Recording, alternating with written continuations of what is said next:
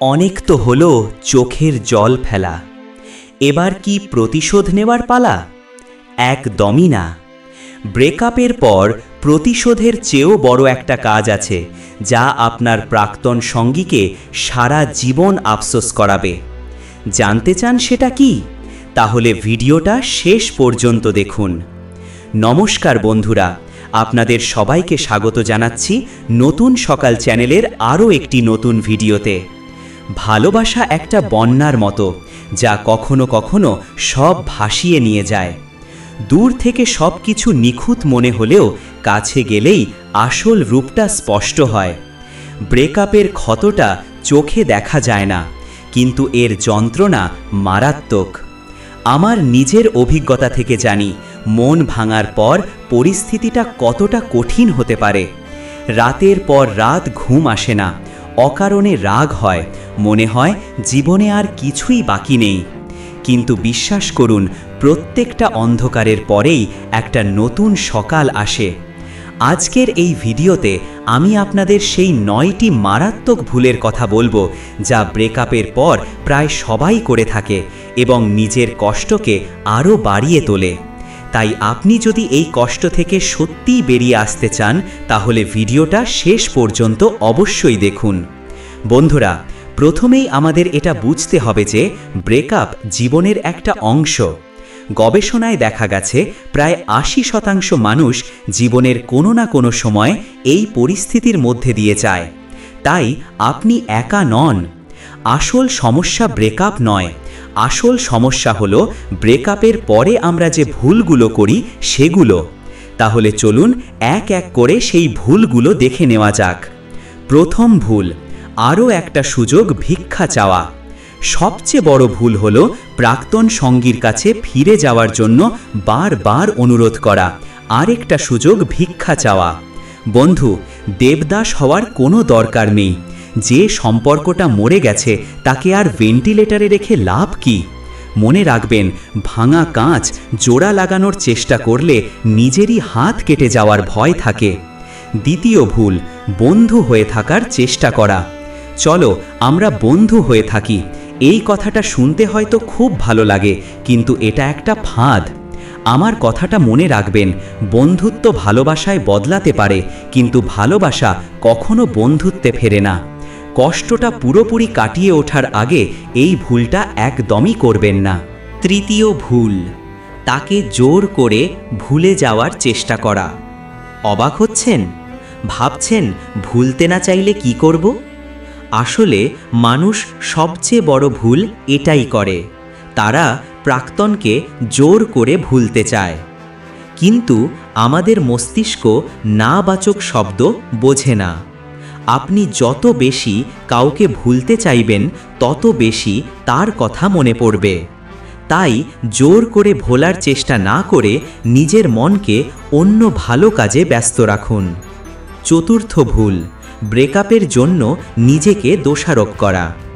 আমার জন্যই এমনটা হলো, আমার মধ্যেই কোনো খামতি আছে। এই ধরনের চিন্তাভাবনা মনকে আরও দুর্বল করে দেয়।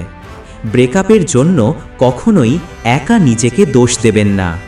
মনে রাখবেন, তার সাথে দেখা হওয়ার আগেও আপনি ভালো ছিলেন, আর তারপরেও আপনি ভালো থাকতে পারেন। পঞ্চম ভুল, প্রতিশোধ নেওয়ার কথা ভাবা। ব্রেকআপের পর রাগ হওয়াটা খুব স্বাভাবিক। মনে হতে পারে ও আমার জীবনটা নষ্ট করে দিল, ওকে আমি দেখে নেব। কিন্তু প্রতিশোধ বা ঘৃণা আপনার মনকে শান্ত করার বদলে আরও অশান্ত করে তুলবে। তাই তাকে মাফ করে দিন, নিজের ভালোর জন্য। ষষ্ঠ ভুল, রোমান্টিক সিনেমা দেখা বা বিরহের গান শোনা। এই ভুলটা আমরা প্রায় সবাই করি। কষ্ট ভোলার জন্য আমরা আরও কষ্টদায়ক গান শুনি। এতে কিন্তু কষ্ট কমে না, বরং পুরনো স্মৃতিগুলো আরও তাজা হয়ে ওঠে। আপনার মনের ক্ষতটা এখনও কাঁচা, তাই এই ধরনের গান বা সিনেমা থেকে কিছুদিন দূরে থাকুন। সপ্তম ভুল, নেশার আশ্রয় নেওয়া। দেবদাস সিনেমা হিসাবে খুব ভালো, কিন্তু দেবদাস হওয়াটা একদমই ভালো নয়। কষ্ট ভুলতে নেশার আশ্রয় নেওয়া মানে এক বিপদ থেকে বাঁচতে গিয়ে আর এক বড় বিপদে জড়িয়ে পড়া। নেশা হয়তো কিছুক্ষণের জন্য কষ্ট ভুলিয়ে দিতে পারে, কিন্তু আপনার স্মৃতি মুছে দিতে পারে না। তাই নিজের স্বাস্থ্যের সাথে ছেলে খেলার করার ভুলটা করবেন না। অষ্টম ভুল, সোশ্যাল মিডিয়ায় তাকে স্টক করা। এটা হলো একালের ডিজিটাল দেবদাসদের লক্ষণ। ব্রেকআপের পর প্রাক্তন সঙ্গী সোশ্যাল মিডিয়ায় কি করছে, কোথায় যাচ্ছে, কার সাথে মিশছে, এইসবের ওপর নজর রাখা বন্ধ করুন। সে যদি খুশি থাকে আপনার গা জ্বলবে, আর সে যদি দুঃখী থাকে তাতেও আপনার কোনো লাভ নেই, কারণ সম্পর্কটা তো শেষ হয়েই গেছে। নবম ভুল, তার ছবি বা পুরনো স্মৃতি আঁকড়ে ধরে রাখা। এটা সবচেয়ে কঠিন কাজ, আমি জানি। তার ছবি, ভিডিও বা দেওয়া উপহারগুলো আঁকড়ে ধরলে আপনার কষ্ট আরও বাড়বে। যখন ব্রেকআপ হয়েই গেছে তখন পুরনো স্মৃতি জমিয়ে রেখে লাভ নেই।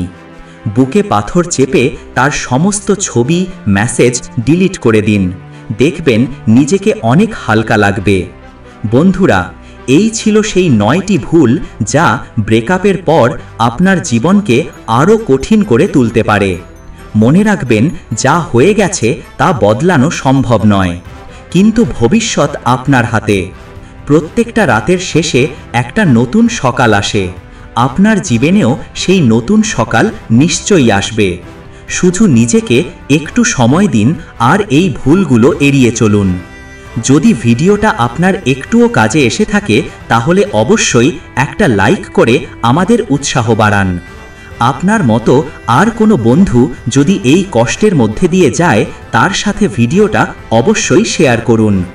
কমেন্ট করে আমাদের জানান এই ভুলগুলোর মধ্যে কোনটা আপনিও করছেন বা করছেন। নতুন সকাল চ্যানেলে যদি আপনি নতুন হয়ে থাকেন তাহলে এখনই সাবস্ক্রাইব করে বেল আইকনটা প্রেস করে দিন। খুব তাড়াতাড়ি নতুন একটি ভিডিও নিয়ে আপনাদের সামনে আসব। ততক্ষণ নিজের খেয়াল রাখবেন এবং ভালো থাকবেন। ধন্যবাদ।